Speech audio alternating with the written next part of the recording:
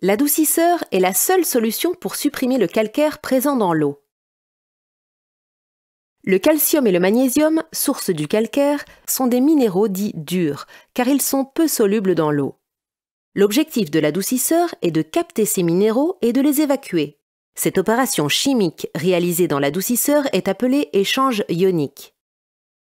L'échange ionique est réalisé par le passage de l'eau calcaire sur un lit de résine chargé en sodium. Lorsque l'eau passe à travers les résines, le calcium et le magnésium restent accrochés aux résines, alors que l'eau se charge de sodium. L'eau est ainsi adoucie. Quand les résines sont saturées en calcium et magnésium, il faut régénérer les résines en sodium. Pour cela, l'adoucisseur injecte automatiquement de la saumure, c'est-à-dire une eau saturée en sel, dans les résines. On parle alors de phase de régénération. Cette phase dure en moyenne 45 minutes et selon les modèles d'adoucisseurs, il est impossible de tirer de l'eau adoucie durant la régénération. Pour assurer les opérations de maintenance, l'adoucisseur est nécessairement isolé du circuit par un système de bypass.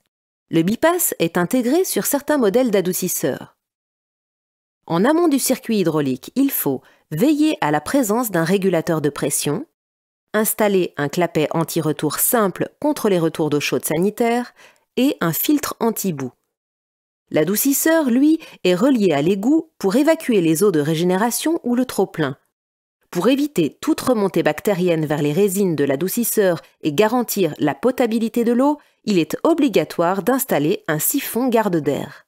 Enfin, il faut prévoir une prise électrique normalisée dont le circuit est protégé par un disjoncteur différentiel de 30 mA. Une fois ces précautions prises, l'installation est conforme et l'adoucisseur peut être mis en service. Le contrôle et l'entretien annuel de l'adoucisseur par un professionnel est obligatoire et nécessaire pour garantir la potabilité de l'eau.